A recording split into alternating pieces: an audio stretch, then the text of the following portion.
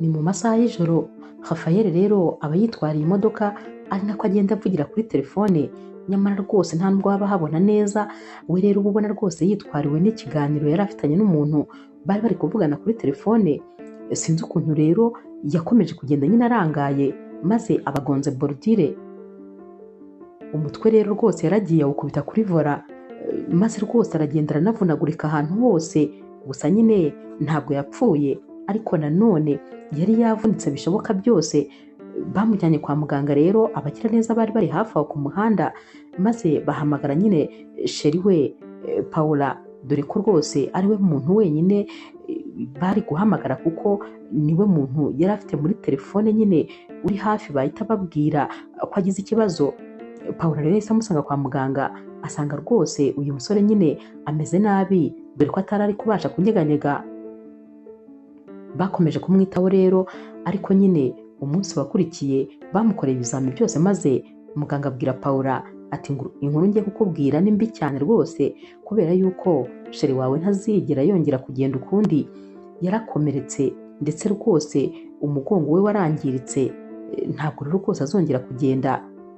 Paula rero kumva iyi nkuru yari inkuru y'incamugongo nyine, ariko nta kundi yagombaga kubigenza. Yagombaga kumenya ko noneho ubafashe inshingano zo kujyana Rafael we maze akamwitaho, kubera ko ntabwo Rafael yari gusubira aho yabaga, kandi nyamara nta wundi muntu bari kumwe. Yari akeneye nyine kwitabwaho by'umwihariko. Paula rero nyine yaramujyanye, maze rwose atangira nyine kujya amwitaho muri byose. Ntibyari byoroshye, dore ko atabashaga kwikarabya, ntabwo yari kubasha kwijyana kuri toilette, nta n'ikindi kintu yabashaga kwikorera. Nyamara yari umusore muremure ndetse rwose w'ikosito cyane, ku buryo nyine bitari binoroheye Paula kumwitaho. Ariko nyine yabifatanyaga n'akazi yari afite nako katari koroshye, dore ko nyine Paula yaserivaga ahantu mu kabare gaciriritse kari hano muri karitsiye. Hanyuma rero yatangiye kujya ajya ku kazi yakererewe, kuko nyine yagombaga kubanza kwita kuri uyu mukunzi we. Byageze aho rero bisa nkaho rwose birambiranye, dore ko manager w'iyi bare yaratangiye kujya amubwira ati ariko ni ukuri akabije, umunsi boss azamenya yuko rwose uzira aya masaha simpamya ko rwose bizakugwa neza. Ndabona bari hafi kuzakwirukana kubera yuko urakabije rwose.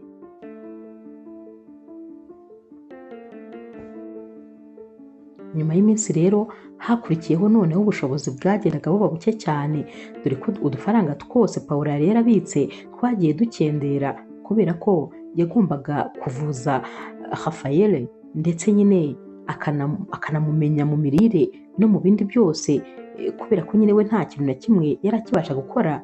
Ntabwo rero byari byoroshye. Paula yatangiye noneho kugenda aguza amafaranga ku kazi, akajya aguza nyine manager mu ibanga rikomeye, akamubwira yuko azamwishyura, ariko nyamara amafaranga yaragiye aba menshi, maze rwose kwishyura biragenda biragorana, dore ko n'ubundi yahembwaga akeneye amafaranga. Kuba yakwishyura nyine bikaba rwose bitashoboka. Manager rero yatangiye kumubaza ati hanyuma ko umaze kugiramo amafaranga menshi, aya mafaranga urabona uzayishyura ryari? Ko mbona rwose habura gato kugira ngo nanjye bazanyirukane ku kazi. Urabona niba ajya muri controle ntazaba mbuza akazi kabaye? Naho Paula ati umbabarire rwose, umbabarire ndakwinginze, gusa ni iminsi mike ishoboka maze nyegeranye nyaguhe. Manager ati ariko uhora umbwira gutyo, ubundi nyine iyo minsi kunsaba urabona izarangira ryari? Ko buri munsi umbwira ngo ni nguhe iminsi nkayiguha, ariko n'ubundi bikarangira ntacyo ukoze. Paula ati mbabarira noneho ni ubwa nyuma, ni ukuri ndaje rwose nshaka ukuntu nabigenza.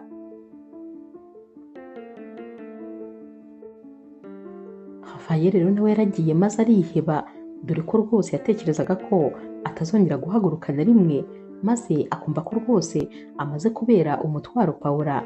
Nyamara Paula nta kintu na kimwe byari bimubwiye. Umunsi umwe rero Paula nyine ari kwita kuri Rafael yaramwitegereje, maze Rafael ahita yijima mu maso. Paula yaramubajije ati bitese kandi ko mbona rwose ubabaye? Naho rero Rafael ati mba ntekereje yuko ntazongera guhaguruka, mba ntekereje ko rwose ntagituma wisanzura, ndakugora bikabije, mba ntekereza ukuntu nyitaho, ukuntu nkorera buri kimwe cyose, mba ntekereza ko rwose nkubereye umutwaro.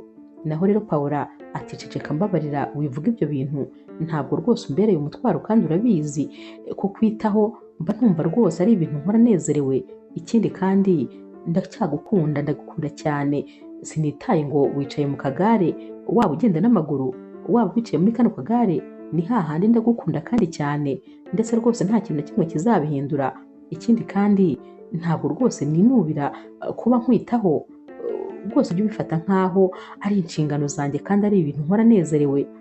Naho rero Rafayeli ati ariko ni ukuri uri umuntu mwiza, ugira umutima mwiza, simpamya ko rwose hari undi muntu ubaho umeze nkawe.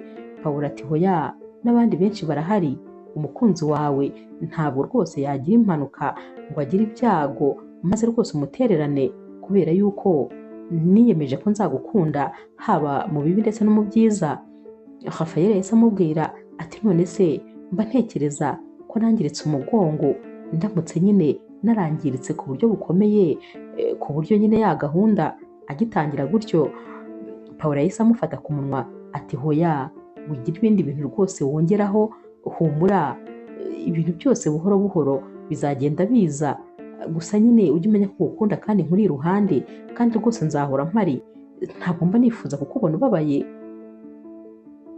Rafayeli ati ahubwo njyewe nyine mbangamirwa no kubona ukuntu mba ndi kukugora, ibintu byose nyine uba ugomba kubinkorera. Naho Pawulo ati hoya rwose ibyo ntibikakuhangayikishe, kubera ko njyewe mbikora nishimye.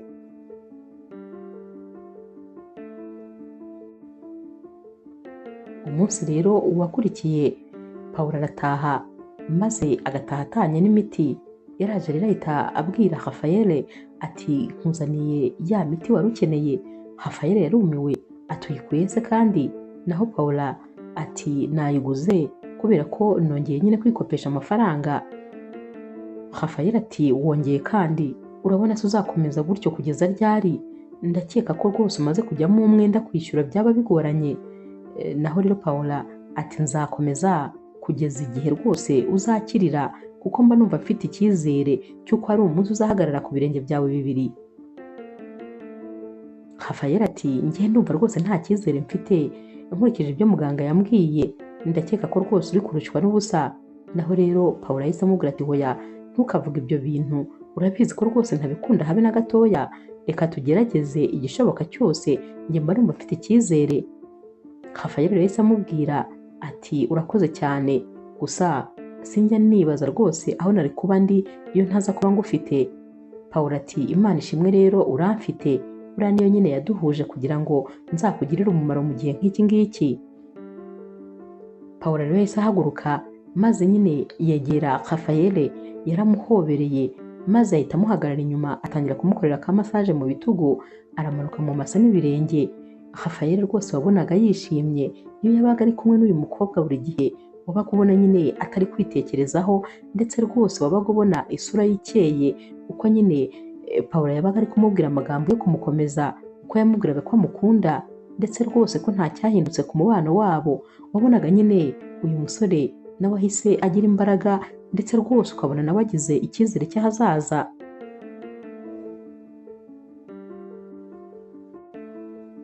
Umunsi umwe rero Pawulo yibereye ku kazi ari kwihanagurira uturahure nyine nk'uko bisanzwe, yagiye kumwumva yumva umukobwa wari wicaye hano ku ruhande yicaye wenyine ari kwinywera agafanta, yumva nyine ari kuri telefone. Uyu mukobwa rero yari ari kubwira nyine mugenzi we, bari kuvugana kuri telefone, ati nakabaye rwose nza kukureba ariko nta mwanya nkigira, kubera ko nyine mfite ONG ndi gukorera muri iyi minsi. Hanyuma rero nyine iyo ONG ifasha nyine abantu batishoboye, mbese ikora ibikorwa by'urukundo. Hanyuma bari bakeneye nyine umuganga ubafasha kugenda yita ku barwayi bafite uburwayi bw'urutirigongo. Ubwo rero nyine urabyumva nawe, mbafite abarwayi benshi ngomba kwitaho, ariko nanone ibyo bintu mbikora mbikunze, kubera yuko naje gusanga nyine ari bwo buryo bwonyine nagombaga gukora kugira ngo mfashe abantu batishoboye. Urabizi nyine n'ubundi njya kwiga ibintu nize, nabyize numva nkeneye kuzafasha abantu benshi, ku buryo umuntu azajya yumva izina ryanjye maze akanyumvamo nyine nk'umuntu wigeze kugira abantu agirira neza. Yavuye rero kuri telefone, maze Pawulo wari wamwumvise yahise aza aramwegera, yaramubwiye ati mumbabarire rwose kuba nivanze mu kiganiro cyanyu, ndabizi ko rwose atari ikinyabupfura kumviriza umuntu, ariko nyine byanguye mu matwi gutyo, maze rwose bituma nkomeza gukurikira ikiganiro. Numvise nyine uvuga ko hari ONG ufite ukorera, kandi nyine ikaba itanga ubufasha ku bantu bafite uburwayi bw'urutirigongo. Naho rero uyu mukobwa ubundi aba yitwa Davina, yahise amubwira ati yego rwose wabyumvise neza niko bimeze. Paula rero yahise amubwira ati hari umuntu rero nzi ufite rwose icyo kibazo kandi nyine udafite n'ubushobozi bwo kuba yakwivuza kwa muganga, nifuzaga ko niba rwose bishoboka mwanyemerera nyine nawe mukazamufasha. Ntabwo rero rwose Davina yigeze amugora, yahise amubwira ati noneho reka nguhe nimero yanjye, nguhe na adresse yo kuri clinique nyine ahantu nkorera, maze rwose uwo murwayi ejo uzamuzane nta kibazo. Paula rero yarishimye ati murakoze cyane, yatashye ibyishimo ari byose.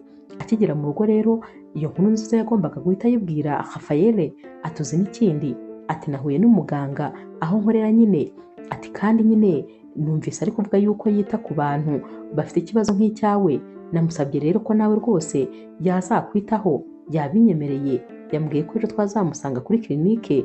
Naho rero Rafael ati mbabarira nararambiwe rwose ibintu byo kwirirwa niruka imisozi, ndabizi n'ubundi ko ntacyo byatanga, ikindi kandi nta mafaranga dufite urabizi.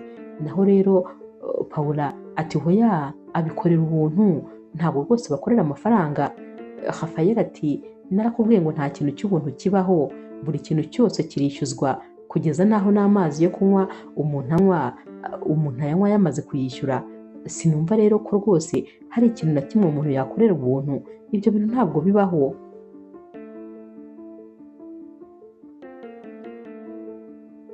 Paula rero yahise amubwira ati hoya rwose ni ubuntu kubera ko njyewe nivuganiye nawe, twaganiriye kandi rwose ni umuntu uri gukunda ibyo ari gukora, ndakwinginze rwose mbabarira ugerageze. Naho rero Rafael ati ariko ndambiwe rwose kwirirwa imbere y'abadogiteri birirwa nyine biga kuri ka yanjye nkaho rwose ari njye bari gukoreraho ubushakashatsi, ibyo bintu rwose ndabirambiwe. Naho rero Paula ati ndabyumva rwose ko unaniwe, ariko nanone reka tugerageze, kubera yuko ushobora gusanga ariyo mahirwe yawe yo kongera kuba wahagarara ku birenge byawe bibiri. Naho Rafael ati urashaka kuvuga yuko se ashobora kuba ari amahirwe yanjye yuko rwose nazongera nyine kujya gukora agasiporo, kwiruka mu muhanda n'utundi. Rwose aho ngaho uri kwibeshya, ibyo bintu ntabwo bishoboka. Paula ati ariko mba mbona ngewe ntawe uvumira iritararenga, ndifuza ko twagerageza, noneho we binyemerere, nuramuka ubonye rwose utabikunze nta kibazo uzahita ubihagarika. Humura rwose ntabwo nzigera nguforosa nyine kuguma kwa muganga igihe cyose uzaba utabishaka, ariko mbabarira unyemerere ubikore ku bwanjye, maze rwose tuzahure n'uyu muganga turebe nyine icyo bitanga. Rafael yabonye rero Paula akomeje kumwinginga, maze ahita amubwira ati nta kibazo, ariko rwose ngiye kubikora ku bwawe, ikindi kandi ndumva ntifuza kuzagira undi muganga tuzahura nyuma y'uyu. Naho rero Paula ati yego rwose nanjye ndabikwemereye.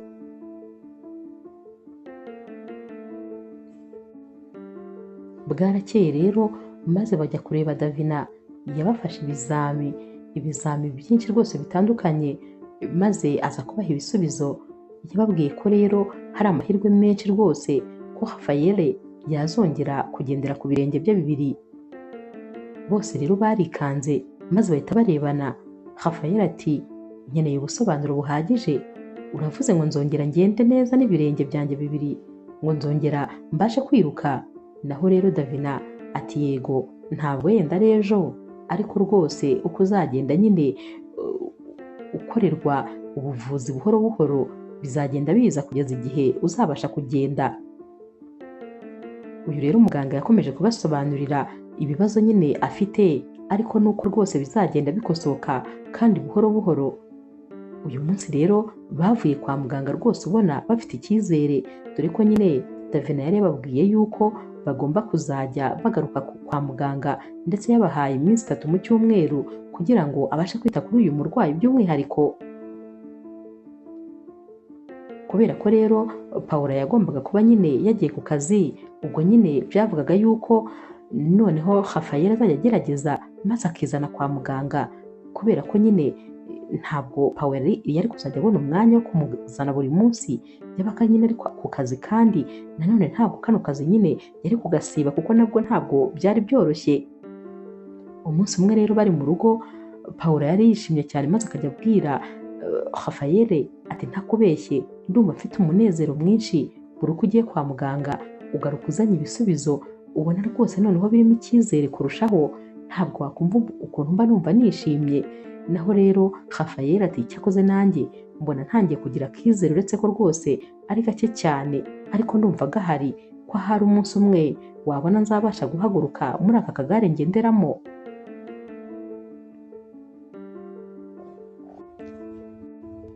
Undi munsi rero Rafayeli yasubiye kwa muganga, maze Davina atangira kumubaza uko yiyumva. Yaramubajije ati ariko ubundi mu by'ukuri iyo uri kumva ubabara wumva ubabara hehe? Naho rero Rafayeli ati mba numva mbabara ku ijosi, rimwe na rimwe nyine bikanazamuka bikigira hejuru. Ati noneho hari n'ikindi gihe nyine njya nibagirwa yuko nakoze agisida, ndetse nkibagirwa yuko ntagenda, maze nkashaka nko kujya kuri tuwarete sinibuka yuko ntakibasha guhaguruka, maze ngahita nshyiramo imbaraga ngiye guhaguruka, mpita numva noneho icyo gihe mbabaye ahantu hose, nkumva amaguru yombi ari kumbabaza, cyane cyane ukuguru kw'iburyo noneho ko kukambabaza kurusha.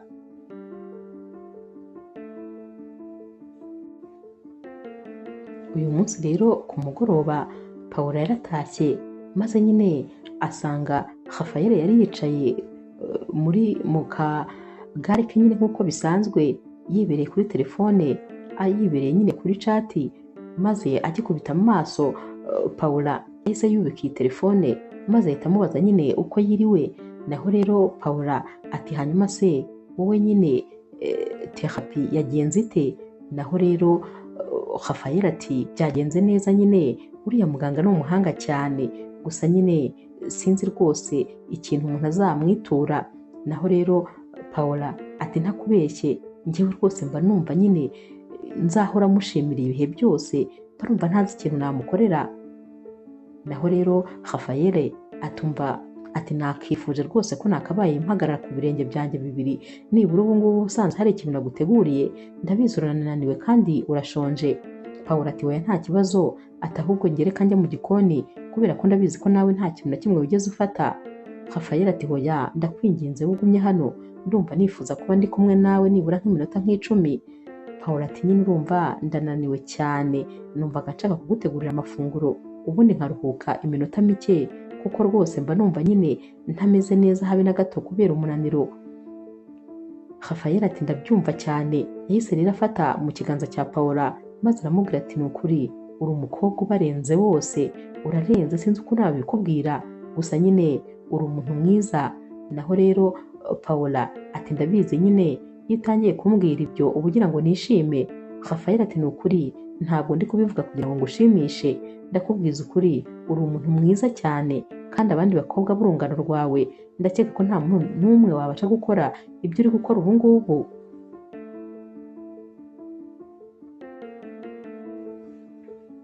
Rafayeli rero yasubiye kwa muganga, maze Davina amukorera ibizamini. None yamubwiye ko rero akeneye kwitabwaho rwose, ndetse rwose ko yifuza yuko muri wikendi bakabaye bakomeza gukora, ariko yaramubwiye ati nyine muri wikendi kubera ko kirinike iba ifunze, ndatekereza ko nazajya nyine ngusanga mu rugo iwawe, cyangwa se wowe ukansanga iwanjye, maze rwose tukaba ariho twakorera.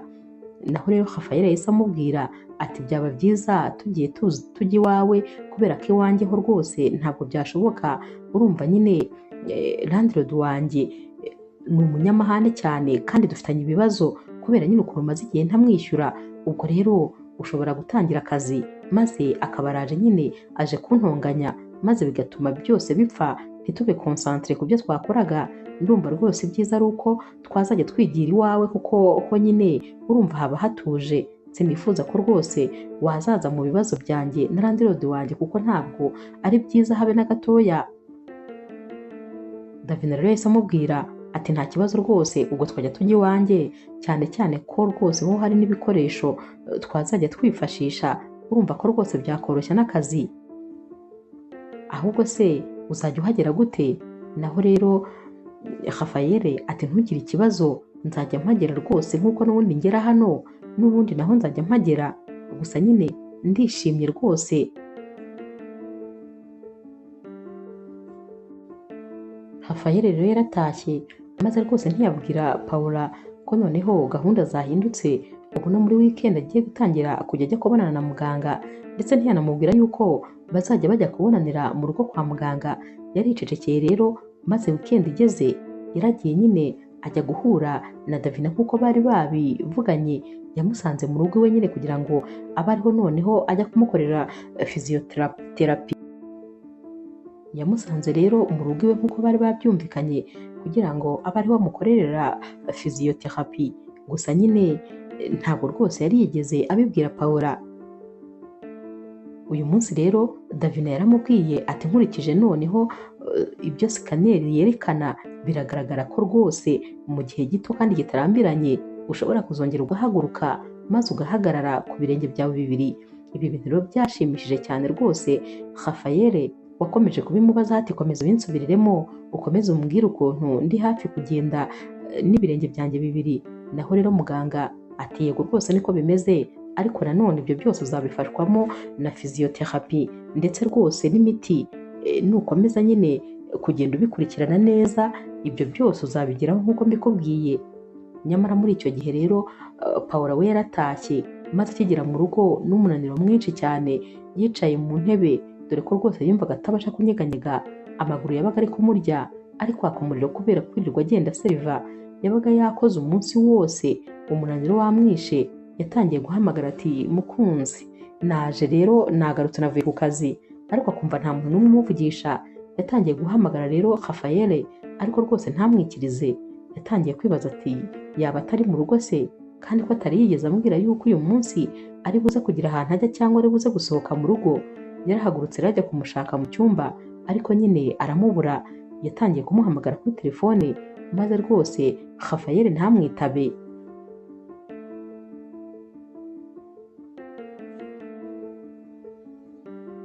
Rafael rero bamaze kumuvura nyine, maze atangira kwiganirira na Davina, dore ko Rafael yatangiye no kumubwira ati rwose reka twikinira agakino, ndifuza ko dukina amakarita maze uzajya atsindwa akazajya aririmbira uwatsinze. Naho rero Davina ati uwo mukino wari mwiza, ariko nanone mfite ijwi ribi cyane ku buryo rwose nshobora kuririmba maze ukaba warwara umutima. Rafael yaravuga ati hoya, ndabizi ko bitaba bibi kubera ko mu busanzwe ufite ijwi ryiza cyane, byanze bikunze rero unaririmba neza rwose nta gushidikanya. Barabyumvikanye rero maze bumvikana ko rwose bagiye gukina amakarita. Nyamara bayakinnye ari nako kandi bari kuganira, Rafael ari kujya anyuzamo maze agatera utuburage dutandukanye Davina rero yari yakunze rwose ukuntu uyu musore azi kuganira. Nyamara ku rundi ruhande Paula we rwose yari ari guhamagara adakuraho telefone, ariko rero Rafael we yari yamwihoreye. Telefone ye yari yayishyize muri silencieux ku buryo rwose yasonaga maze ntanayirebe. Yari yayibitse mu mufuka aricecekera, yifuzaga kwimaranira umwanya munini na Davina, ndetse rwose nta muntu n'umwe uri kubarogoya.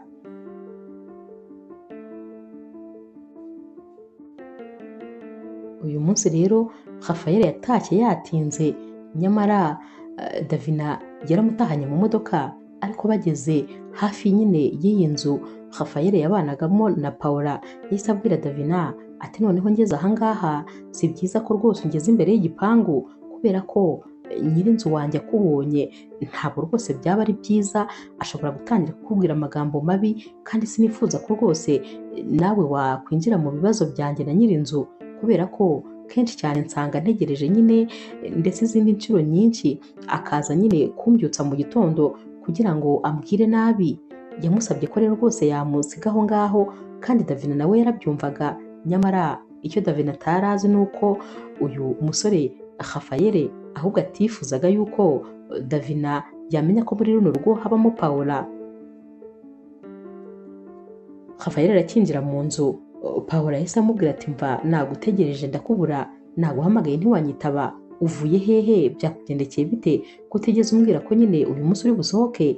Naho rero Rafael ati ariko nawe jya umenya kwakira umuntu no kumureka agatuza, ni gute mba nkinjira mu nzu maze ugatangira umbaza ibibazo ntazi umubare wabyo ntanaruhutse. Paula rero yahise amubwira ati umbabarire ni ukuri, ahari nyine nkoze ikosa, ariko nyine wihangane nanjye mba mfite ibibazo, iyo ntari kukureba urumva mba mpangayitse kandi nyine mbizi neza ko nawe urwaye, gusa nyine umbabarire rwose niba naba nkwakiriye nabi, ariko ni karibu ngaho banza wicare uruhuke uraza kumbwira nta kibazo.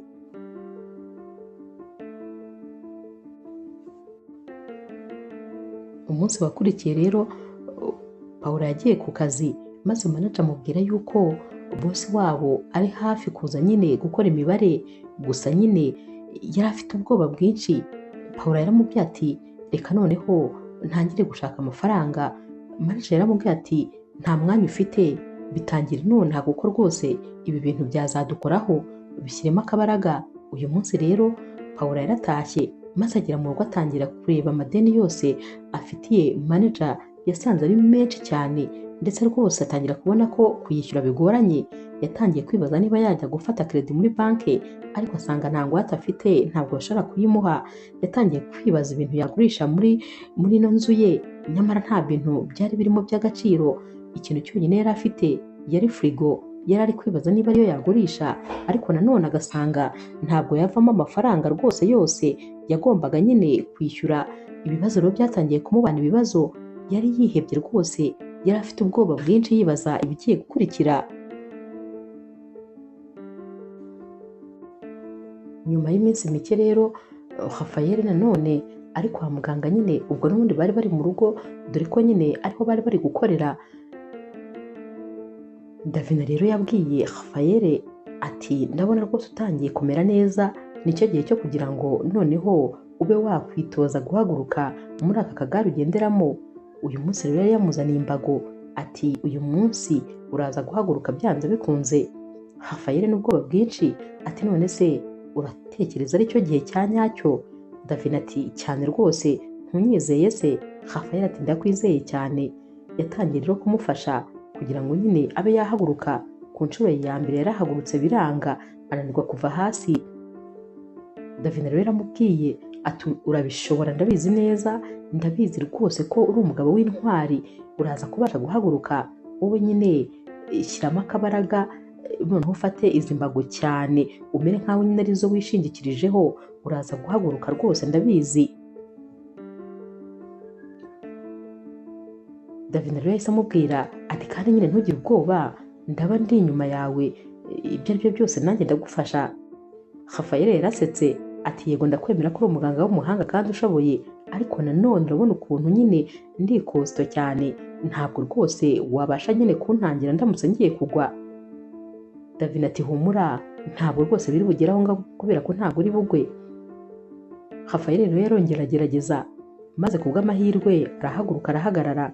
Ahagaze yatangiye guseka ati ndahagaze. Naho rero Davina ati urumva umeze ute? Rafael ati ndababara umugongo, ariko byose ntacyo bimbwiye kuva mbashije guhagarara. Davina rero yahise amubwira ati humura rwose, ndabizi nyine ko n'ibindi biri imbere uzabigeraho.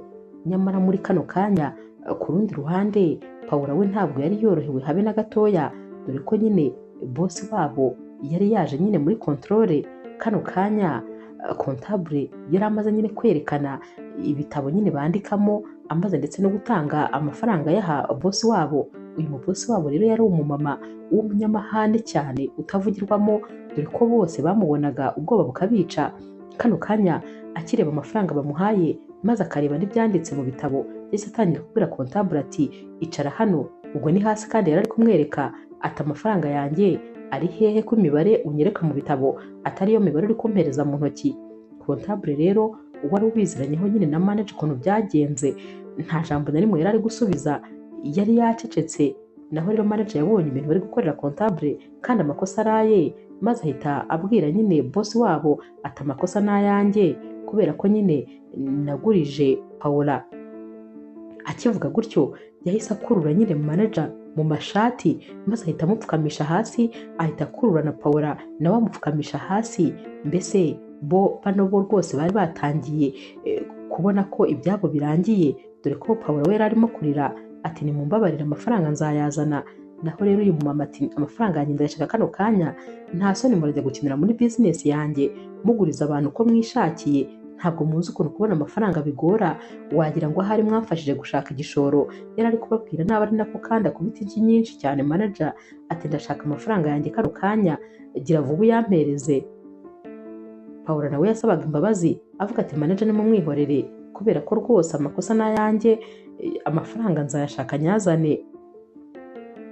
Boss wabo rero ntabwo ibyo yari kubyumva, yahise ababwira ati mwese ndabirukanye mu kazi kanjye kubera ko ntabwo ariho bakinira. Nyamara kwirukana Paula muri aka kazi byasaga rwose no kumubwira ati mvira ku isi, kubera ko noneho yari asigaye nyine ubwo nta bwinyagamburiro afite, nta hantu ho kwerekeza yari afite, dore ko kano kazi ariko kari kabatunze we n'umukunzi we wari unarwaye rwose. Yagombaga kurya ari uko Paula yahashye. Paula ni nawe wagombaga kwishyura inzu, niwe wagombaga gukora buri kimwe cyose cyabazwaga muri iyi nzu.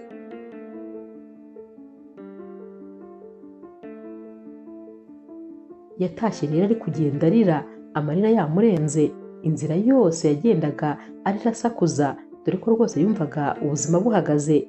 Nyamara muri kano kanya Rafael we yari ari mu byishimo by'uko yabashije guhaguruka, ko noneho rwose abashije kuva muri kano kagare. Aha rero Davina yari ari kumubwira ati noneho ndifuza ko rwose wahagarara maze ukumva yuko ukomeye, ubundi nyine tugakuraho imbago imwe. Noneho byateye ubwoba. Rafael ati hoya nawe wikabya, byo rwose ntabwo bishoboka. Davina aramubwira ati noneho ubu ndagufashe ukuboko, ngaho mera nkaho mfashe, ubundi nyine imbago yirekure. Yarayirekuye maze Davina aramubwira ati noneho gerageza umere nkaho nanjye undekuye, utamfashe ntunkureho ukuboko, ariko nyine ntukomeze kumfata cyane, wowe nyine umere nkaho rwose ntahari. Davina yavuyemo buhoro maze nyine n'ubundi Rafael aguma ahagaze. Mu kanya gato rero yagiye no mu rundi ruhande, naho nyine bigenza gutyo. Byarangiye Rafael ahagaze ku maguru ye ndetse rwose nta kintu na kimwe yishingikirije. Ibi bintu rero byaramushimishije ndetse rwose bimugarurira icyizere cy'uko nyine agiye kongera akaba wa musore w'ibogari yari ari we mbere, wa musore wagendaga n'ibirenge bye, wa musore nyine wakoraga agasiporo. Mbese ibyishimo byaramurenze kano kanya.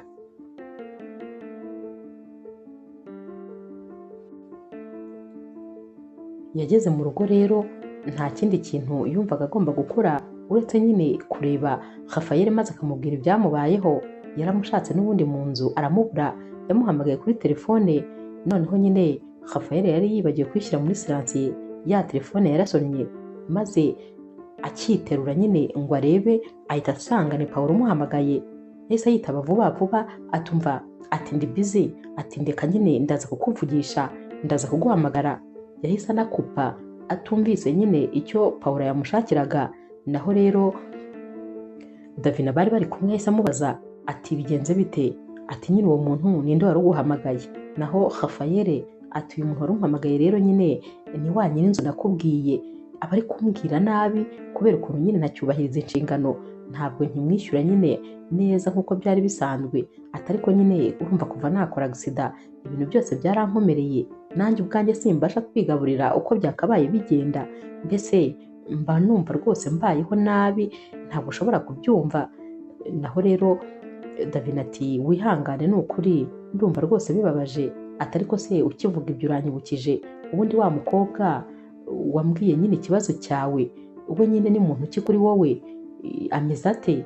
Naho rero Rafael ati uriya ameze neza, ati nyine uriya mukobwa ni umukobwa wa nyir'inzu, urumva nyine simuzi cyane, ariko nyine nigeze kumugirira neza kera ngifite akazi ibintu bikimeze neza. Hanyuma rero nyine kubera ukuntu nyine namugiriye neza, buriya ibyo byose nawe yabikoze kugira ngo nyine nawe anyituriye neza namugiriye. Hari igihe njya ntekereza ngasanga kera nkifite amaguru yanjye abiri ndeba ko rwose ubu wagira ngo ntayo mfite.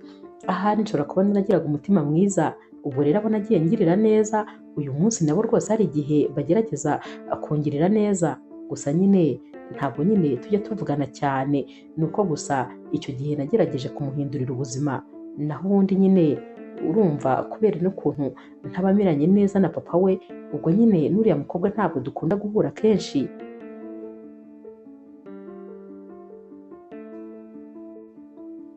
Davina rero yahise amubwira ati gusa nyine ni umwana mwiza cyane, icyakubwira ukuntu yari ari kunsaba ubufasha ubona ahangayitse, mbese yaraguhangayikiye nkaho rwose uri umuntu we w'ingenzi, uri umuntu we wa hafi.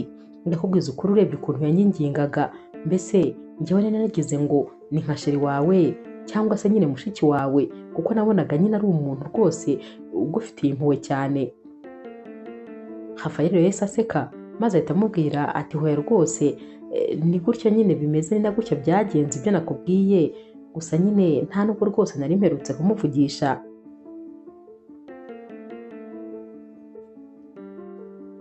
Uyu munsi rero nabwo nyine Rafael yatashye yatinze, gusa nyine noneho yatashye ari kugendera ku mbago. Yasanze rero Paula nyine yicaye muri salo amutegereje. Paula akimubona yashimishijwe cyane nuko noneho ari kugendera nyine ku mbago, nibura yabashije guhaguruka, gusa yatangiye kubyishimira, maze nyine Rafael ukabona rwose ntabwo ari kumwikoza, nta nubwo kandi yifuza ko nyine hari icyo babivuganaho. Paula rero yaramubajije ati ariko se kubera iki rwose uba wagiye utavuze ndetse nkanaguhamagara ntunyitabe? Rafael ati ariko se wowe kubera iki nyine utagira ureka umuntu aruhuka, umuntu aba akigira hano ari no kwibabarira yifitiye uburibwe, maze warangiza ukaza umubwira nabi gusa, wajya undeka nkaniruhukira. Yagiye rero kwicara, maze nyine Paula ajya kumufasha nk'ibisanzwe. Rafael yaramuriye ati genda igirayo, ndi umuntu w'umugabo nanjye nakwifasha.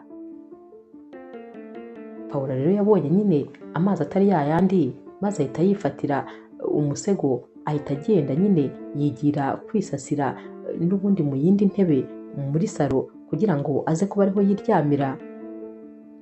Rafael rero yaragiye ajya mu cyumba, maze rwose ariryamira arasinzira. Buracya mu gitondo yarabyutse rero n'ubundi nyine aritegura, dore ko noneho yari asigaye abasha kwikorera utuntu duke duke.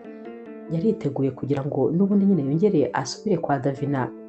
Noneho bari basigaye rwose barabigize nk'akamenyero ko noneho aho bagomba guhurira ari mu rugo kwa Davina, ndetse rwose ibintu noneho byari binageze kure, dore ko nyine bombi bari baratangiye gukundana neza neza rwose. Davina yari yarisanze mu rukundo, cyane cyane ko yari azi ko uyu musore nta wundi muntu n'umwe afite mu buzima bwe.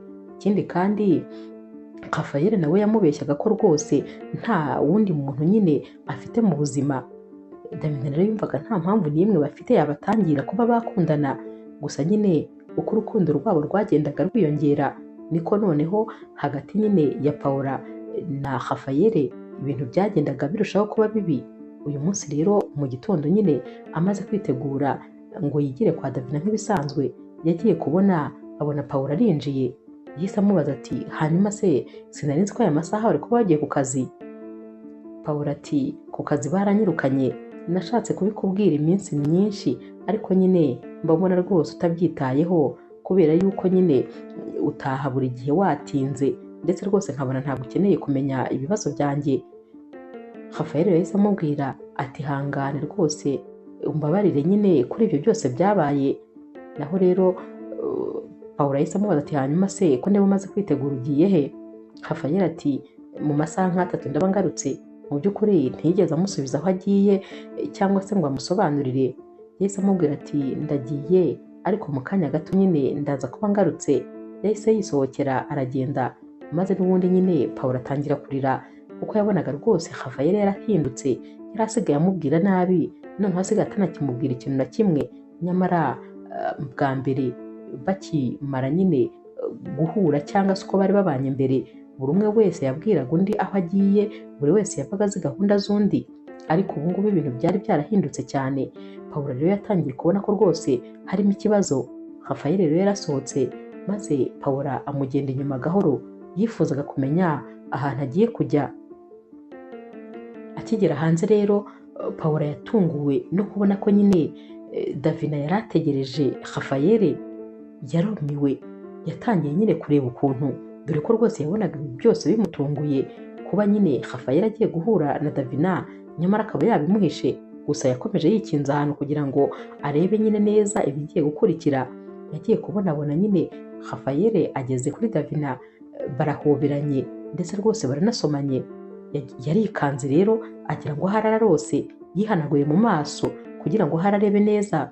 Kano kanya Rafayeli yahise abwira Davina ati nari ngukumbuye, atongera nyine umuhobere. Iyo umpobereye mba numva ari byiza ndetse rwose mba numva nyine mfite ibyishimo muri njyewe. Davina rero yarongera aramuhobera ndetse rwose arongera aramusoma. Ibi bintu rero byababaje Paula ku buryo yahise atangira kurira, ariko nanone yarihanganye nyine kano kanya ntiyabiyereka, ntiyigaragaza nyine yuko rwose yababonye. Bagiye mu modoka rero nk'ibisanzwe maze barigendera. Yarategereje ariko birumvikana nyine aya masaha yose yashize ategereje Rafayeli yamubereye nk'ikinyejana, kubera ko nyine yari ari kurira agahinda kari kenshi. Yatekerezaga ukuntu bamwirukanye ku kazi kubera gufata inguzanyo ngo yite kuri uyu musore, maze uyu musore yaba atangiye koroherwa nawe akaba amwishyuye amuhembye.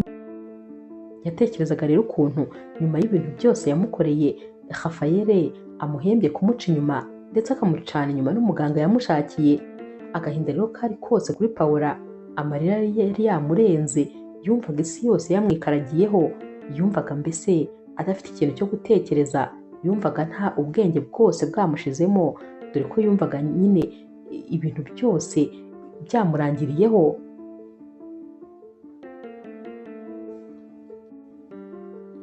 Rafayeli rero na Davina bageze mu rugo maze n'ubundi nyine batangira kuganira.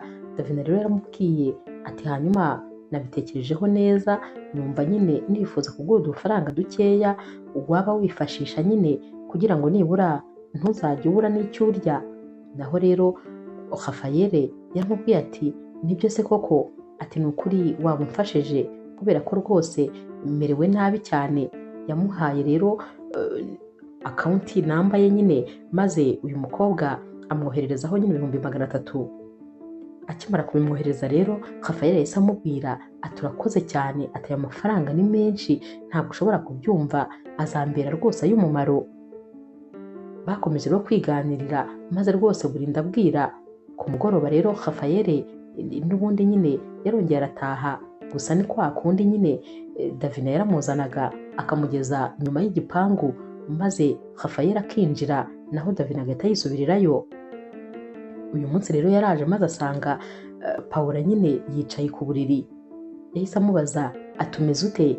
Naho rero Paula ati mbabarira umbwire kubera iki wambeshye, iyo uza kumbwira ko ugiye kureba umuganga wawe byari kugutwara iki?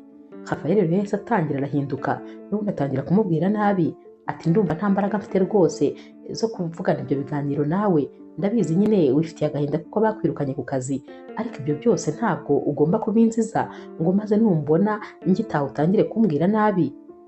Paula rero yahise ahaguruka n'umujinya mwinshi ati hanyuma se ugiye kumbwira ko kuba baranyirukanye ku kazi ari amakosa yanjye? Byose byatewe nawe, kubera ko banyirukanye kubera imyenda nafataga kugira ngo nkwiteho nkuvuze, nyamara bikaza kunanira kuyishyura. None wowe ubonye utangiye gutora agatege uhise utangira kunca inyuma n'uriya mukobwa nakwizaniriye mu buzima bwawe kugira ngo akuvure. Rafayeli rero yatangiye kubihakana yivuye inyuma rwose ati urambeshyira. Naho rero Paula ati ntabwo nkubeshyira, nabyiboneye n'amaso yanjye, nabibonye nkubwire n'imyenda mwari mwambaye uko mwahoberanye, ibyo mwakoze byose nabirebaga, nabirebeshaga amaso, ntabwo ari ibintu ndi guhimba. Gusa ndumva bimbabaje, ntabwo rwose nari nzi yuko ushobora kuba mubi bigeze aha, ntabwo nari nzi ko ukuntu kose nakwitangiye, ukuntu naguhaye igihe cyanjye nkaguha ubuzima bwanjye, nkaguha buri kimwe, umushahara wanjye wose nkawuhembwa nkawuguha, nkarindira no gusaba amadeni. Ntabwo nari nzi ko ibyo byose wabirengaho ngo maze ujye kunca inyuma. Rafayeli rero yahise amubwira ati ndumva nyine utiteguye kumvikana, kandi ngiye rwose ndumva nta mwanya mfite wo gutongana nawe, ubwo reka nigendere. Ndumva utangiye kunyifuriza gupfa, ndumva hari utari kunyifuriza n'ubuzima.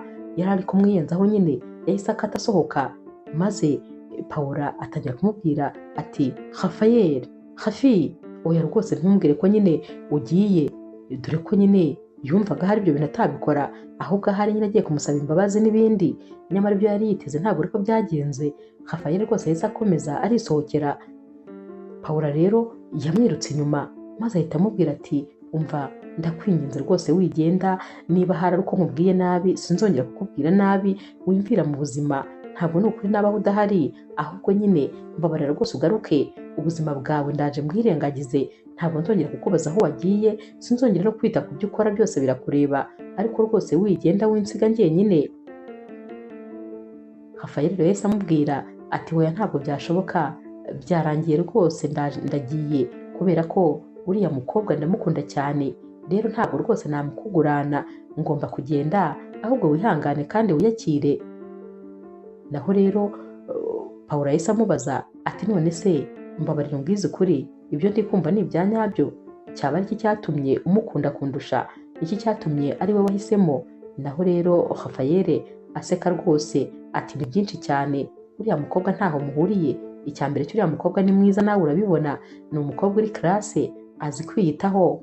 Icya kabiri, uriya mukobwa afite amafaranga kandi menshi, konte ye rwose iruzuye. Naho wowe nyine nawe urabizi ntacyo nakwirirwa nkubwira, uriya mukobwa nyitaho, ahubwo se urabona hari aho muhuriye? Nta nubwo rwose wafungura udushumi tw'inkweto ze. Ubwo rero ihangane, nyine bibaho mu buzima, namuhisemo rwose kandi nawe yarankunze. Ubwo nawe nyine komeza ubuzima bwawe, uzashaka ubundi buzima kandi wihangane, n'ubundi se ngiye ko ntari bucura mu basore, n'abandi bazagukunda, ahubwo ndakwifuriza ko nyine watangira ubu ukareba hari uwo mwahuza, dore ko nyine wowe utazi no kwiyitaho, uhora wambaye ibikanzu birebire utamenya ubwoko bwabyo, ntabwo ujya ufata umwanya nyine ngo wishyireho agafuresheri, ariko ujya wumva ukuntu Davina ahumura. Davina arahumura ku buryo n'ubu ngubu iyo ndi kubitekereza mba numva umutima uri kunsimbuka. Kano kanya rero Paula yari ari kumva aya magambo, noneho yari yabaye nk'isitati, yari yahagaze aguma ameze ukuntu kumwe, kuko ahari yumvaga atizeye amatwi ye ari kumva ibi bintu. Yatekerezaga ko ahari zishobora kuba ari inzozi, gusa nyine yarakomeje arabyumva, maze hashize umwanya mutoya atanyeganyega, atavuga ijambo na rimwe, Rafael we yahise yigendera, dore ko n'ubundi yahise afata telefone yihamagarira Davina maze aza kumutwara nyine hahandi n'ubundi yamufataga. Naho rero Paula yahise yinjira mu nzu, agahinda karamwishe, uyu munsi ntiyigeze asinzira, yaraye arira maze bumukeraho, agahinda kari kose. Naho rero Rafael Davina akimara kuza kumutwara yamubajije impamvu agarutse nyine rino joro. Naho rero Rafael yahise amubwira ati noneho nsanze byakomeye, dore ko rwose nasanze nyine nyir'inzu yamaze gushyiraho ingufuri, gusa n'ubundi nanjye ndumva nari maze kuhahaga, dore ko hari ahantu kubera ukuntu nyine nahabaye ndi muzima, none kuhaba mfite ubu burwayi nabyo rwose nsigaye numva atari byiza, mba numva ntishimye habe na gato. Iyo ndebye nyine amayesikariye najyaga nurira n'ibirenge byanjye, nkareba ko ubu ngubu kuyurira bingora cyane, nkareba ahantu najyaga ngenda nkorera agasiporo mu rugo hose, ngatekereza ko ubu ngubu bidashoboka, mba numva mfite agahinda kenshi ku buryo bishobora kuzamviramo na depresiyo, maze rwose gukira bikaba byagorana. Gusa nyine nsanze nyir'inzu yashyizeho nyine ingufuri, maze rwose numva nanjye nkwiriye kujya ahandi hantu nkaruhuka. Niyo mpamvu mfashe umwanzuro wo kuguhamagara kugira ngo nibura ubu ncumbikiye iminsi mikeya, igihe nyine nzaba ndi gushaka ahandi hantu ho kuba.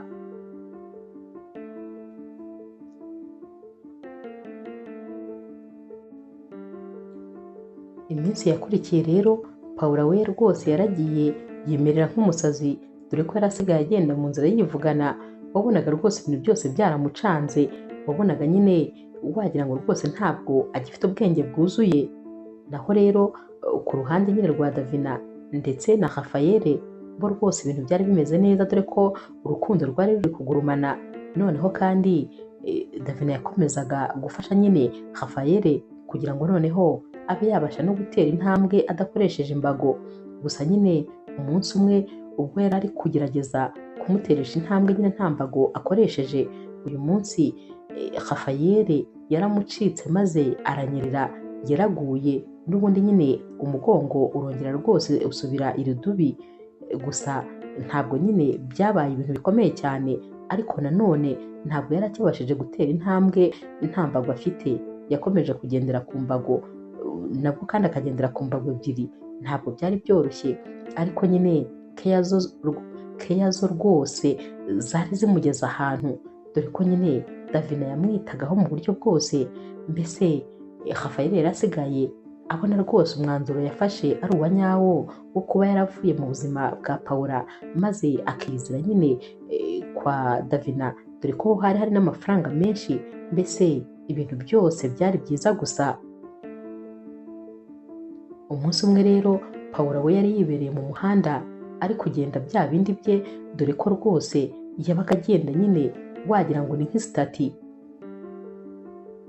Remo rero ni umusore wari uri kwitemberera hano muri karitsiye yibereye mu modoka ye. Iyi modoka ye rero yashizemo esanse, maze rwose abura ukuntu abigenza, dore ko aha hantu yari ari nta sitasiyo yarebaga hafi, nta n'undi muntu n'umwe yabonaga wo kuba yabaza amakuru ya hano. Yabonye rero Paula maze amwiruka inyuma, amuturutse inyuma nyine ari kumubaza ati umva, nta hantu wandangira nyine sitasiyo ku buryo nabona esanse? Mbabarira rwose umfashe, kubera ko rwose ni wowe byiringiro byanjye muri kano kanya, nta wundi muntu n'umwe mfite wo kubaza. Nyamara Paula ntabwo yari ari kumusubiza, yakomezaga yigendera ameze nk'isitati. Naho rero Remo akomeza nawe kumwiruka inyuma agenda amubwira ati ariko ni kugusaba ubufasha, wamfashije? Naho rero Paula nta kintu nyine yamusubizaga. Remo rero yageze aho aramufata maze aramuzunguza ati ariko ni kukuvugisha wa mukobwa we, rwose ndi kukuvugisha. Akimubwira rero ngo ari kumuvugisha, noneho Paula yahise aturika ararira. Yararize cyane cyane ariko bikabije. Noneho Remo yagize ubwoba, yibajije nyine impamvu uyu mukobwa ari kurira atya, maze atangira kumubaza ati ariko se kubera icyo uri kurira, wabaye iki, byagenze bite? Naho rero Paula nawe wabonaga rwose ibibazo byamurenze, utari ufite kontorore habe na gatoya, yatangiye kumubwira ati abagabo muri babi, kubera iki muri abana babi? Ni gute nafashe umuntu nkamwitangira, nkakora ibintu byose kugira ngo rwose ndebe ko nyine yagira ubuzima bwiza, nkaguza amafaranga kugeza n'aho banyirukanye ku kazi ngira ngo mugurire imiti, ariko akarenga kanca inyuma. N'umuganga namwishakiriye kugira ngo amwiteho yavuze amagambo menshi, ibintu byose yari gutekereza muri kano kanya yarabivuze. Maze nyine Remo rwose abona ko uyu mukobwa nyine afite ikibazo kandi gikomeye. Yatangiye kumwihanganisha, yatangiye rwose kugenda nyine amukansaringa, ariko ntabwo byari byoroshye, dore ko nyine uyu mukobwa yari afite agahinda kenshi, yari ababaye ku buryo rwose kumwihanganisha byari ibintu bikomeye.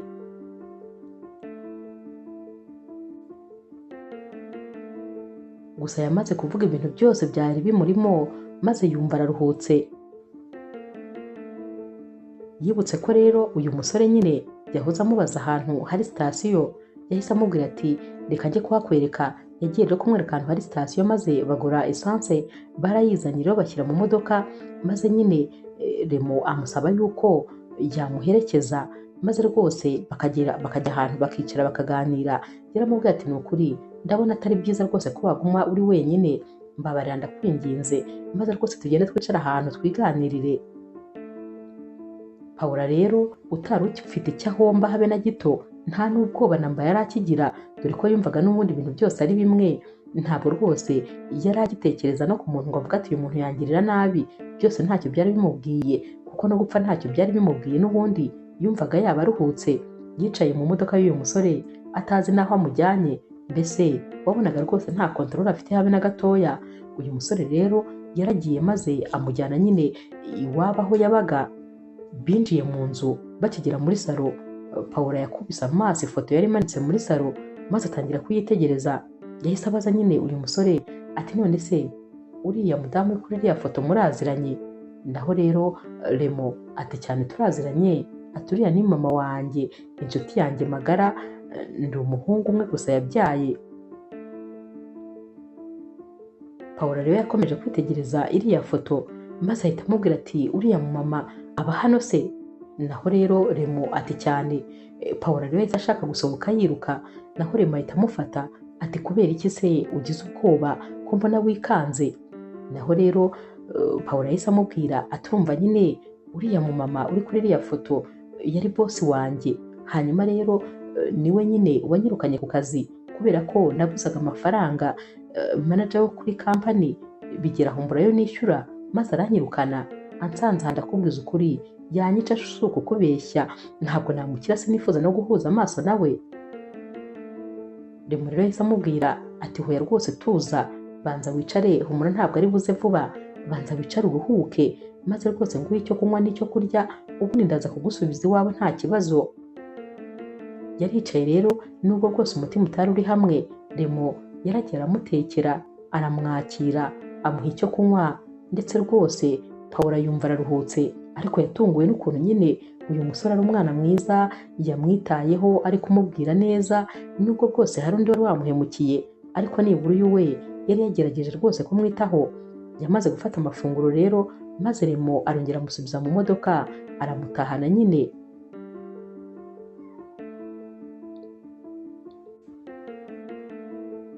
Ku mugoroba rero mama we yaje kuza, maze Remo aramubwira ati mama, ati uyu munsi nibwo namenye ko isi ari ntoya kurusha uko tubitekereza, ati ni ukuri bya bindi bajya bavuga ngo isi ni umudugudu, ahubwo isi wagira ngo ni urugo rumwe, isi ni ntoya birenze ibikenewe. Aturibuka wa mukobwa wambwiye wakubujije amafaranga ku kazi kawe maze akananirwa kwishyura bikarangira umwirukanye. Nta nubwo rwose mama wa Remo yari akimwibuka, yagerageje nyine kwibuka, maze Remo aramwibutsa ati wa mukobwa witwa Pawulo. Mama we rero yahise amwibuka ati uriya mukobwa rwose naramwirukanye kubera ukuntu yigurizaga amafaranga, ngo yari afite ikibazo ngo cyashiriwe, ngo wari urwaye, byarangiye rero bimunaniye kuyishyura, ndamwirukana nako naranabikubwiye. Remo ati yego ndabyibuka neza cyane. Atuzi ko se uriya mukobwa twahuye uyu munsi nyine twahuriye mu nzira, urumva nyine nari ndi kugenda mu nzira ndetse rwose sansi inshyiriraho, nta muntu n'umwe rero nabonaga nasaba amakuru uretse uriya mukobwa wenyine niwe nabonaga mu muhanda. Nagiye rero kumubaza amakuru, maze rwose nsanga ari kurira, yari ari kurira ntabwo ushobora kubyumva, ngo nyine ngo wamaze kumwirukana ku kazi, maze wa musheri watumye aguza amafaranga nawe nyine aba arigendeye, dore ko ngo yamucaga inyuma n'umuganga yamurangiye. Mama rero wa Remo yari ari kumva ibyo bintu byose, ati ngo nguki, ati none se nuko byagenze, ati mbega ukuntu abahungu ari abahemu, ati abahungu ni abahemu ni ukuri, ati none se wabwiwe n'iki ko ari uwo nirukanye ku kazi? Naho Remo ati nyine urumva namuzanye hano, maze nyine akibona ifoto yawe ubwoba bwamwishe, yabaye nk'umuntu ubonye dayimoni.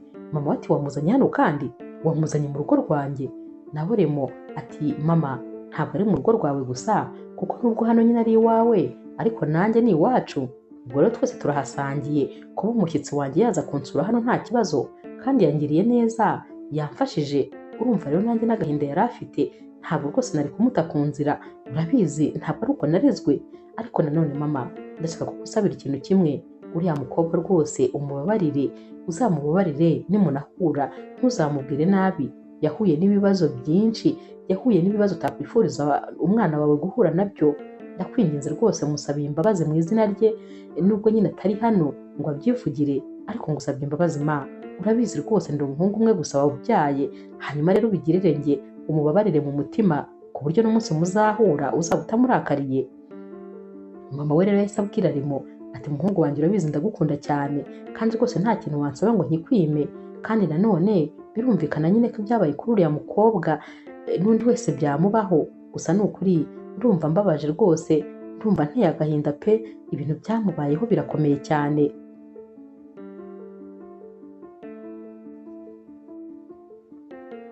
Bwarakeye rero maze Remo ajya kureba Pawulo, ndetse rwose amubwira ko amuzaniye inkuru nziza, ko mama we yamubabariye, ndetse rwose ko azageza iwabo yisanzuye.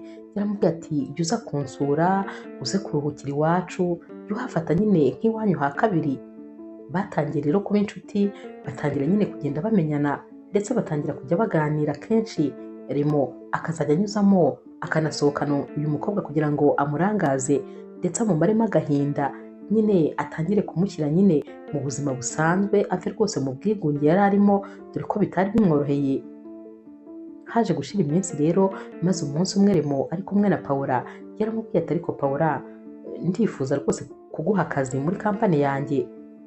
Ati urumva umu asistante wanjye yarasezeye, rero nta muntu n'umwe uri kokepa iyo posite, ndumva rero rwose nakwihera akazi kandi wabishobora. Naho rero Paula ati none se urabyizeye neza ko nabishobora?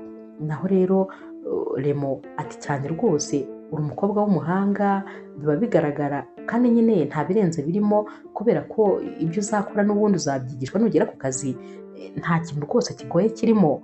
Paula rero yarishimye cyane, maze Remo amubwira ko nyine ku ikubitiro agomba kwimuka aho hantu yabaga, kubera ko nyine hatari heza habe na gatoya, maze akamukodeshereza aparitema hirya y'aho yabaga, ariko aparitema noneho nziza nyine ijyanye n'umukobwa w'icyerekezo ugiye kuba akora muri kampani ikomeye.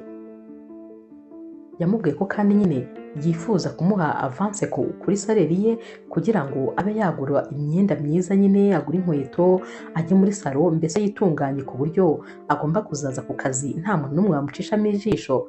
Ibi bintu rero byashimishije Paula, dore ko yumvaga ubuzima bwe bugiye kongera bukaba bwiza. Yaragiye agura imyenda myiza, mbese nyine aritunganya, aba umukobwa w'icyuki ku buryo mutari guhurira no mu nzira ngo bimenye. Yagiye gutangira akazi rero, atangira nyine kujya akorana na Remo, dore ko nyine uyu mukobwa kubera ukuntu yari umuhanga, rimwe na rimwe rwose hari n'ibintu yajyaga abwira Remo, maze Remo akumva ni bishya kuri we, ndetse rwose akumva ni inama nziza uyu mukobwa amugiriye, akibaza nyine ukuntu uyu mukobwa ubu bwenge bwose yabukoreshaga muri bare ya mama we, maze rwose akumva ntabwo nyine bisobanutse ibi bintu, atari ko rwose ubuzima nabwo, ubuzima ni ukuri bujya buntungura, ukuntu umukobwa uzi ubwenge nk'uyu nguyu yakoraga muri bare bikarangira banamwirukanye, ntabwo rwose biba bisobanutse. Ariko ibi bintu yabaga ari kubivuga nyine ari wenyine, ntabwo yabaga ari kubibwira Paula. Paula we rero yaragiye mu mukobwa w'icyuki, dore ko nyine nta kibazo namba yari afite, ndetse rwose yari amaze no kwibagirwa ibyamubayeho we na Rafael. Rafael we yari yibereye mu bundi buryohe bw'urukundo nyine na Davina, bari bibereye kumwe. Kino gihe rero Paula nawe rwose yumvaga nyine agomba gutangira ubundi buzima bushya, ndetse rwose akibagirwa uyu musore nta mwanya wo guta yari akimufiteho.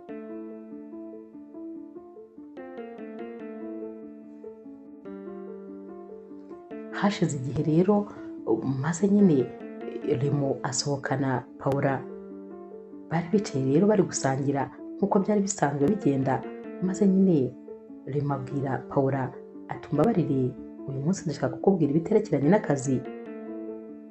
Paula rero yarikanze ati nta kibazo mbwira, ariko ndumva nteye ubwoba. Remo ati nyine hashize rwose iminsi ntekereza ikintu, ariko nanone nkabura aho mpera nkikubwira. Paula ati none se kandi ukomeje kunkura umutima, mbwira nta kibazo rwose, urabizi ukuntu wangiriye neza, urabizi ukuntu wanyitayeho, nta serivisi n'imwe wansaba ngo sinyigukorere keretse rwose ntayishoboye, kandi banza niyo naba ntayishoboye nayisaba abayishoboye, mbabarira umbwire rwose wintera ubwoba.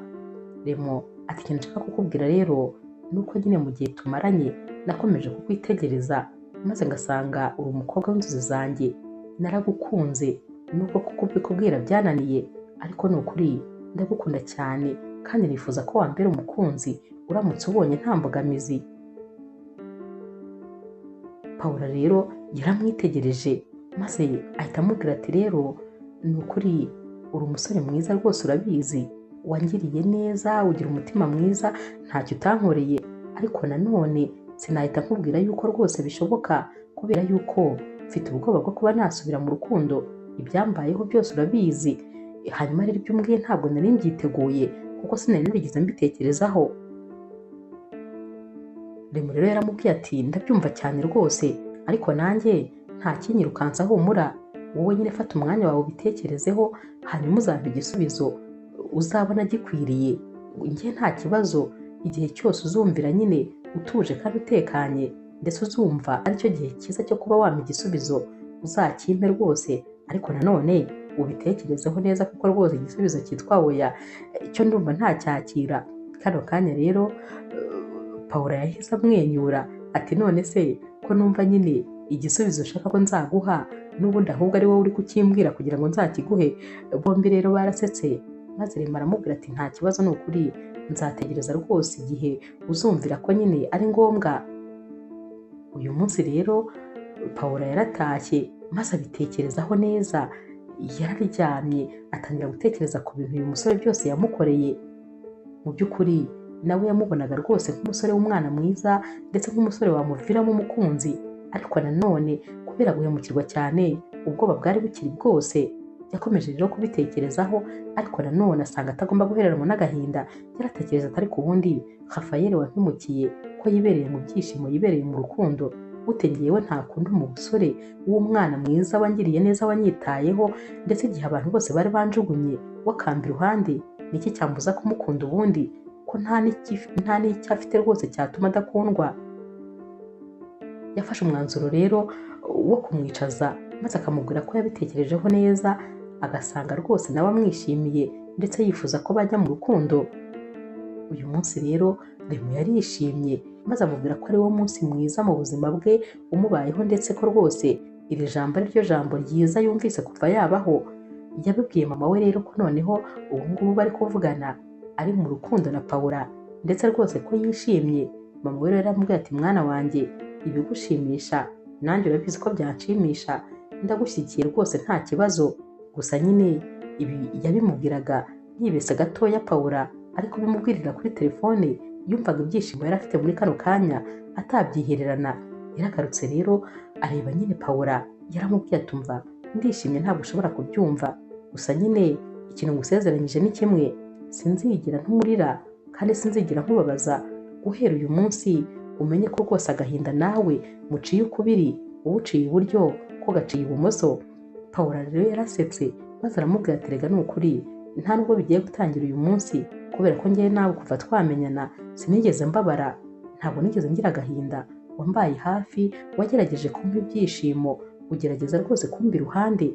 Hanyuma rero ni ukuri ibyo wankoreye birahagije, kandi ubu tuvugana ndishimye, umunezero ndawufite, ndanezerewe rwose kandi cyane.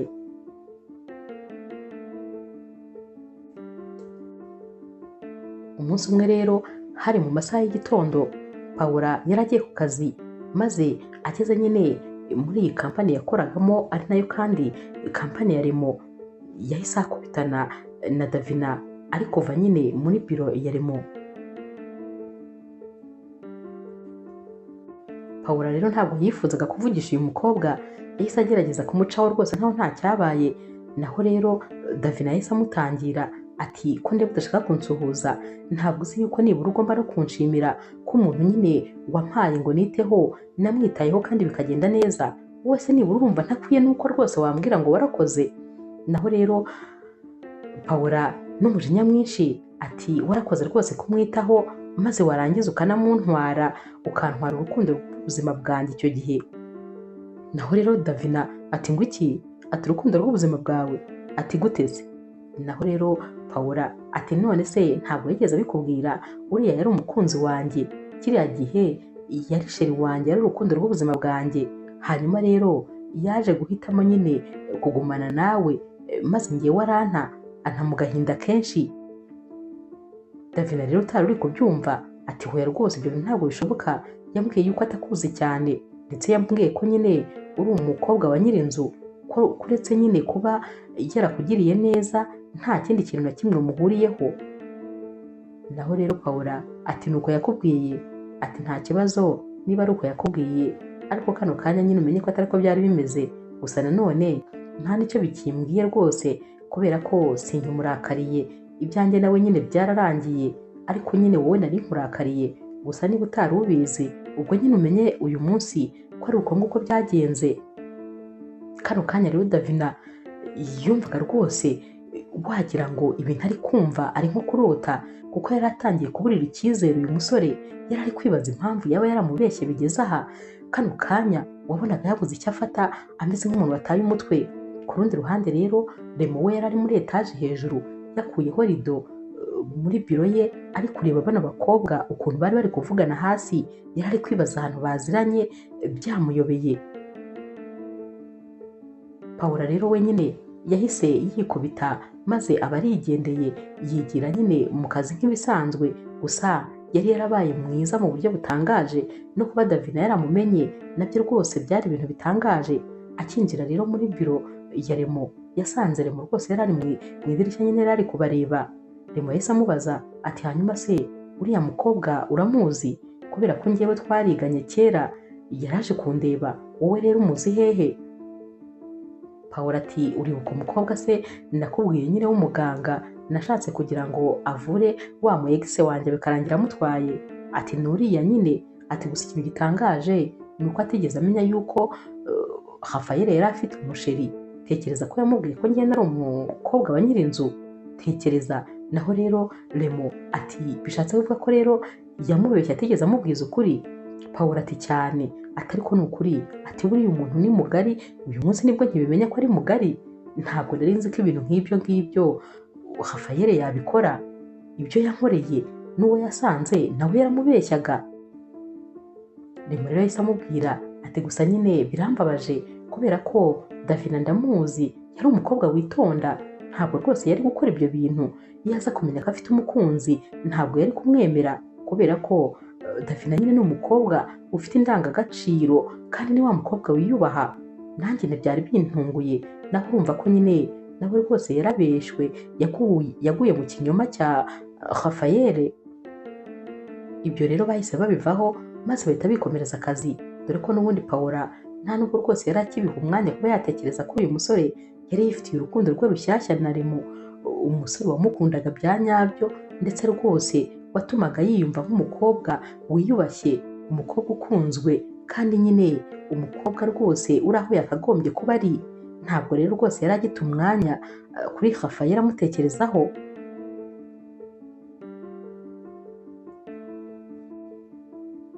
Davina rero yaratashye maze ataha rwose ubona yataye nk'umutwe. Yarebaga nyine Rafael maze akumva umutima umuvuyemo. Yatekereje ukuntu kose yamubeshye, ibintu byose yamukoze, maze atangira kubona ko icyo yaramukurikiyeho nta kindi ari amafaranga. Gusa nyine yagerageje kutabimubwira, mbese yagerageje kwigira nkaho rwose nta cyabaye, ariko nanone akumva ntabwo yazakomeza kubyihanganira. Hanyuma rero umunsi wakurikiye Davina yitegereje nyine Rafael maze kwihangana biranga, yahise amubwira ati umva, fata ibintu byawe byose umvire mu rugo. Naho rero Rafael yahise aseka ati ariko sheri ndakwinginze rwose ntukaburage gutyo, izo burage ntabwo ziryoshye, uri kumva se zantera ubwoba? Ndabizi ko nyine bitantera ubwoba, ariko nukuri ntukaburage gutyo. Davina ati ntabwo ndi gukina, uyu munsi umukunzi wanjye araza kuva mu mahanga, hanyuma rero ntabwo bishoboka ko yaza ngo agusange hano, mvira mu rugo rwose ihute. Naho Rafael ati se ko niba wagira ngo rwose uri siriyasi, none se ufite umukunzi? Davina ati none se wari uzi ko? Ati wari uzi ko se ari wowe wenyine?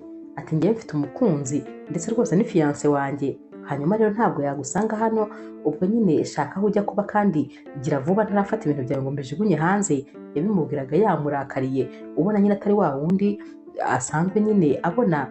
Rafael ati hoya ntumbwire ko rwose wakinnye n'amarangamutima yanjye, ntumbwire ko wakinnye n'urukundo rwanjye. Naho rero Davina ati nakinnye n'urukundo rwawe n'amarangamutima yawe? Ati ubwo nyine nabikoze nk'uko nawe wabikoze kuri Pawulo. Rafael acyumva ibi rero yahise yumva ko noneho rwose uyu mukobwa akomeje, ndetse ko amakuru yose yamaze kuyabona, ariko mu mutima ntabwo rwose yigeze abitekerezaho cyane, kuko yahise avuga ati ahubwo nyine umpaye igitekerezo. Ariko ntabwo yabibwiye nyine Davina, we nyine yarabyitekereje mu mutima ko Davina amuhaye igitekerezo. Ati ngomba kwisubirira kwa Pawulo, n'ubundi nyine ukuntu Pawulo yankundaga, ubu rwose arankumbuye ndabizi, arahita anyakira uriya we rwose, buriya n'ubundi yarantegerezanyije yombi, reka nisubirireyo. Yahise rero afata inzira maze nyine ajya hahandi Pawulo yabaga.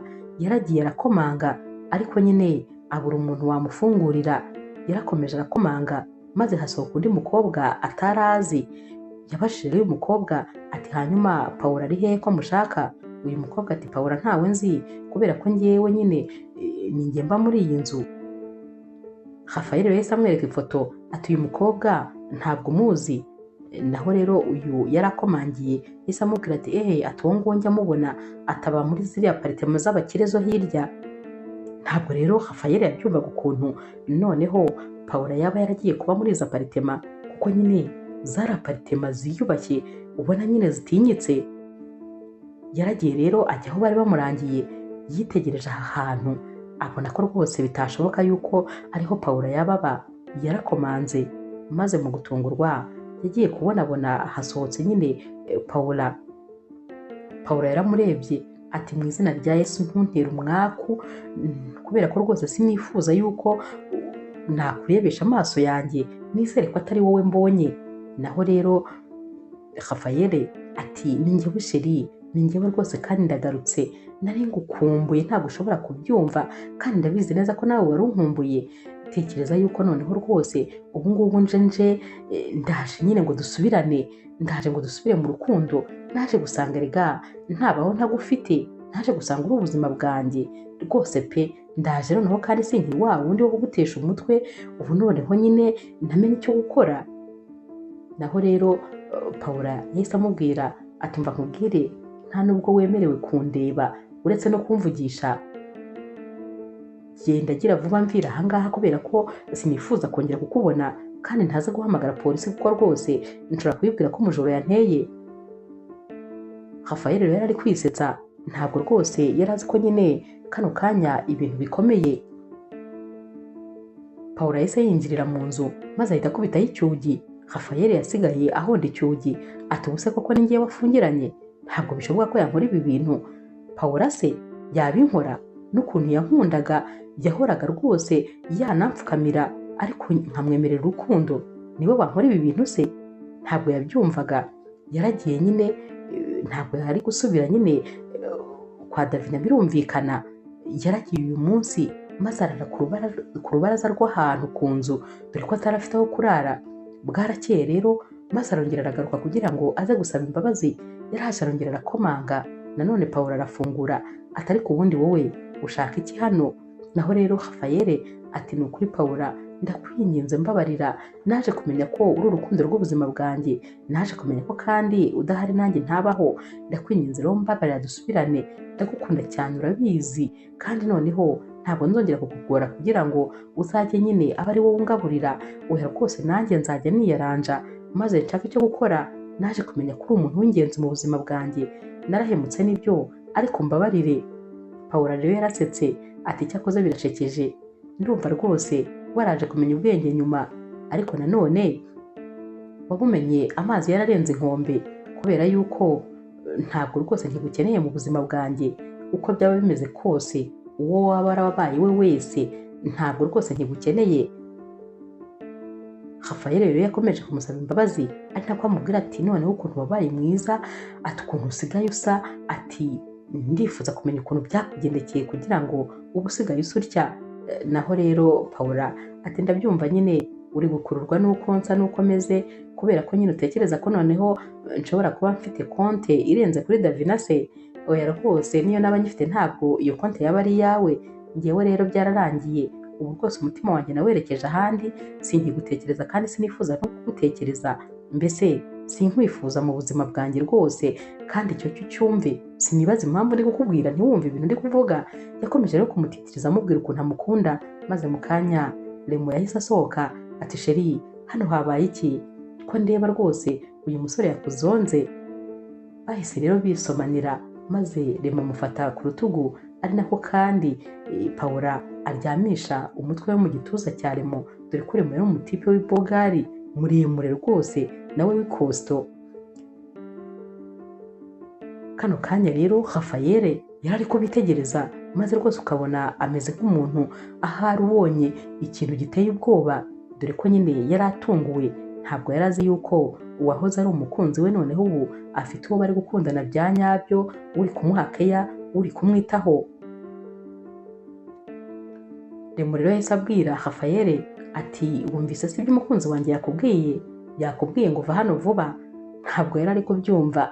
Yakomeje nyine kubwira Remo ati hoya, uyu ni umukunzi wanjye, ndamukunda cyane, ubu ni urukundo rw'ubuzima bwanjye. Remo yarasetse ati iyo uza kubimenya mbere ntabwo rwose biba bimeze gutya. Ndakeka iyo uza kubimenya ko ari urukundo rw'ubuzima bwawe, ubu kano kanya muba muri kumwe. Bahise binjirira mu nzu rero n'ubundi bakubitaho icyugi. Kano kanya noneho Rafael yari abonye ko noneho byamurangiranye, yari abonye ko nyine nta hantu na hamwe ho kujya, yaragiye rero ajya ahantu mu micanga, ahantu nyine hatari umuntu n'umwe, maze avuza induru, yararize arira nk'agahinja.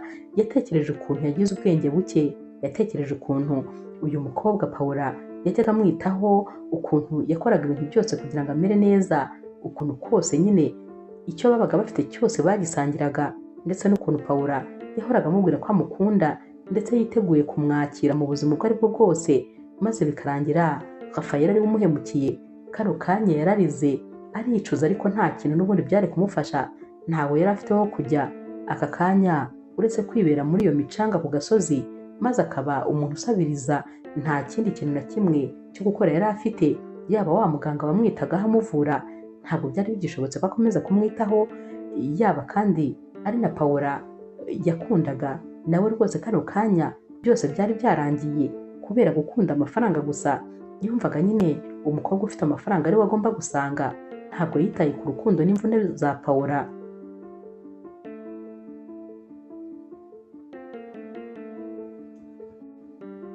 Paula rero we ndetse na Remo bageze nyine mu nzu, maze Paula abwira Remo ati mukunzi, nizere ko rwose biriya bintu bitakubabaje, kubera yuko nanjye sinzi uko yamenye aho tuba. Naho rero Remo ati hoya, ntabwo bimbabaje rwose sheri, ndakwizera cyane kandi ndabizi ko niba warambwiye ko nkunda wabimbwiye ubimbwiye. Buriya nyine yabuze aho ajya kubera ko Davina buriya akimara kumenya yuko yamusabye urukundo nawe agufite, buriya ndabizi neza ahise agenda amusohora mu nzu ye. Nicyo cyatumye rero akugarukira, kubera ko nyine atari afite aho kujya. Paula rero yahise abwira Remo ati ndagukunda n'umutima wanjye wose. Naho Remo ati nanjye ndagukunda mukunzi, kandi urabizi rwose, urabizi cyane.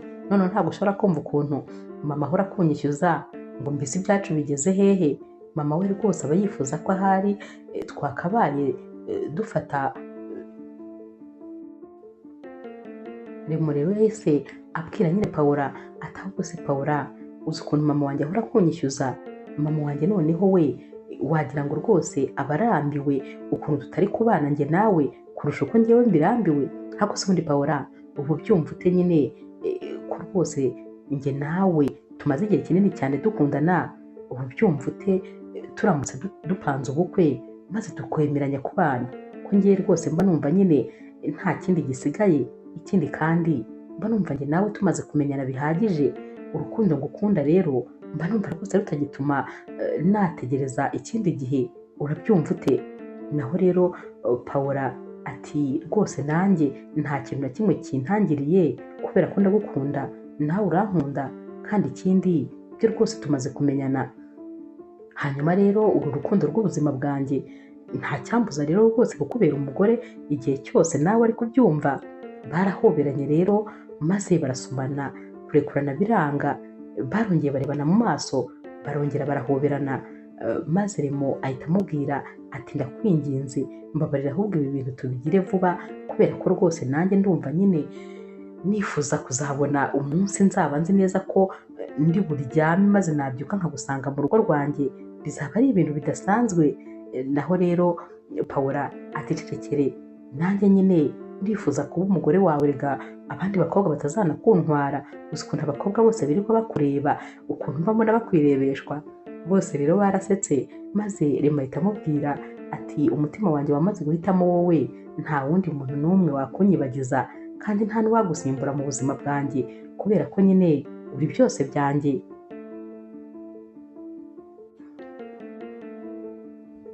Nyuma rero y'umwaka umwe gusa, Remo ndetse na Paula bari gutegura ubukwe bwabo. Ubukwe bwabo bwagombaga kubera nyine ahantu muri sale yari ihenze cyane, ndetse rwose hari ahantu heza hifuzwaga na buri umwe wese. Hanyuma rero ikintu cyaje gutungurana nuko mu bantu bagombaga kuza nyine kuza guseriva muri buno bukwe hajemo nyine na Rafael wari warakize nyine ariko bitari neza, maze akajya gushaka akazi kugira ngo abashe nyine kubona ubuzima. Nyamara yagiye gusaba akazi ahantu muri resto ko kuzajya seriva. Hanyuma rero iyi resto ari nayo yari yatetse mu bukwe bwa Remo ndetse na Paula. nawe yari yaje mu bantu baje guseriva ariko ntabwo yari azi ko nyine ari ubukwe bw'uyu mukobwa, dore ko bari bababwiye ko ari ubukwe bw'abantu biyubashye cyane ndetse bagomba kwitwararika mu bintu byose bari bukore. Agikubita amaso rero Paula mu ikanzu y'umweru ndetse na Remo bishimye cyane, agahinda karamwishe maze ibintu yari afite abirekurira hasi. Paula rero nawe yarahindukiye maze aramureba ariko ntacyo byari bimubwiye, yaramwenyuye nko kuvuga ati ibyo rwose nibyo byari bigukwiriye. Uyu rero musore Rafael yahise agenda ajya muri tuwarete maze atangira kurira nk'agahinja ati ntabwo bishoboka, nanjye rwose nabaye ikigwari ndakabya, ni gute nahombye uyu mukobwa yarankundaga maze rwose nanjye nigira uwa feke, none dore n'uwo nagiye nsanga nawe yaranyanze burundu, nta nubwo aba yifuza kumbona. Yararize nyine ariko ibyo byose ntacyo byari gutanga, n'ubundi nyine amazi yari yararenze inkombe kubera ko yirukiye byinshi abura na duke yari afite. Ubukwe rero bwa Remo ndetse nyine na Paula bwabaye ubukwe bwiza cyane, dore ko nyine ibyishimo byari byose. Mama wabo rero yabahaye impano ndetse rwose yifuzaga ko iyo mpano bagomba kuyirebera mu bukwe hano nyine. Bagifungura rero iyi mpano basanze ari amatike abiri y'indege yari yabaguriye ndetse rwose yanabakoreye reservation muri hoteli bagombaga kujyamo, dore ko nyine Paula yahoraga arota ko azajya i Paris umunsi umwe nyine, gusa nyine ntabwo yari azi inzira bizanyuramo. Uyu munsi rero niyo reservation bari babakoreye muri hoteli kugira ngo bazajye mu kwezi kwabo kwa buki. Akibibona rero ibyishimo byaramurenze maze ahita avuga ati biratangaje ukuntu nyine inzozi zanjye zibaye impamo, nyamara narajyaga nicara nkumva ntabwo rwose ibyo bintu narotaga bishoboka. Yahobereye rero mama wa Remo ndetse rwose ahobera na Remo ati ndabakunda cyane ndetse mama wawe ni mama wanjye, muri umuryango wanjye guhera kano kanya. Mama wa Remo ati ndabakunda nanjye bana banjye kandi ndabishimiye, muzagende muruhuke neza ubundi nyine muzagaruke mwararuhutse neza kandi mwaratembereye. Ati muhungu wanjye nawe ndakwizeye rwose, ugomba nyine kuzagenda ugatembereza umukunzi wawe kandi rwose ukamushimisha nyine, ndakwizeye ndabizi. Remo rero mu guseka ati mama urabizi nyine ndamukunda cyane Paula kandi nawe urabizi, ubwo rero icyamushimisha icyo ari cyo cyose nzagikora. Ibyishimo rero byari byose rwose ku mpande zombi, umunezero wari mwinshi kuri Paula ndetse na Remo nawe rwose wari ubonye umukobwa w'inzozi ze. Inkuru yacu y'urukundo rero naho tuyisoreje. Mwakoze kuyikurikira. Niba ukunda inkuru z'urukundo zica kuri Zasha TV ntukagende udakoze subscribe, like, share na comment. Ni inkunga ikomeye kuri twebwe. Ndabakunda cyane rero nk'ibisanzwe.